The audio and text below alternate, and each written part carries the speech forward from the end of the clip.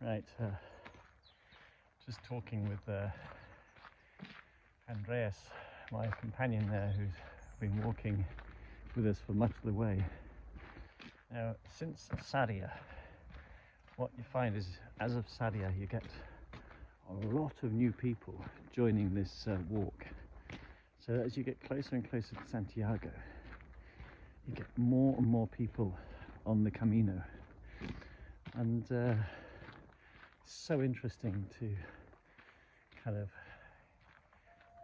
talk to people who have been on the Camino since the beginning at Saint-Jean-de-Pied-de-Port, which is our beginning, and how easy it is to feel that we make up a group of people who have done the full Camino Frances, even though Camino can start long before the Spanish border with France.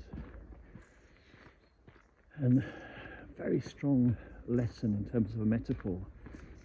You know, we've got this group of new people who haven't got the backpacks that maybe some of us have, whose shoes look a bit cleaner, who are wearing slightly different things because they're maybe not doing the full distance that we're doing, and how easy it becomes to create a them and us kind of sense that we are the proper Camino people and they are the interlopers. Like so similar to what happens at a level within any country with new people, immigrants as we describe them, coming into our country, daring to bring a different culture, a different way of thinking, maybe a bit more energy.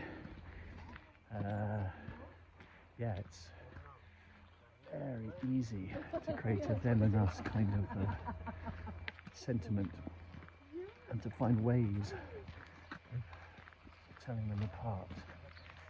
And the reality is that they have very many different reasons for starting the Camino when they start.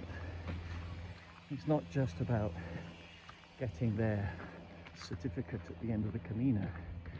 It may be simply because they have no time to do the full Camino, or they have done parts of the Camino before and they're just finishing this part of the Camino, or just would like, they're based in this region and it's easy to get to, or they haven't got the resources to do the full Camino. So there's so many different reasons why these people who we might describe as kind of illegitimate Camino walkers are on this Camino. It's so easy to start to create a them and us kind of idea. But in the meantime, yeah, it's kind of thinking, well, maybe there are too many people on this Camino. So how do we approach that? And what about all the people who live around the Camino and who, through the summer, see literally thousands of people walking through? Of course, for them, or for some of them, they live off it. It creates an economy for them that provides them with an income.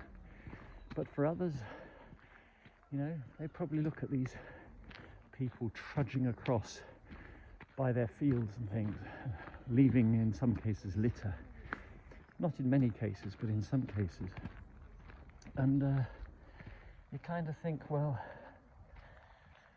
there is such a metaphor for how we behave in terms of our approach to people coming into our country. Here, there are people for whom that final certificate, getting to the end of the Camino into Santiago, is important. And all sorts of thinking about how you reduce the number of people on this stretch of the Camino. Again, what a metaphor for, you know, how we approach the populations and things we have in our own countries. So something to think about, and probably one of the bigger lessons of the Camino maybe. See you later.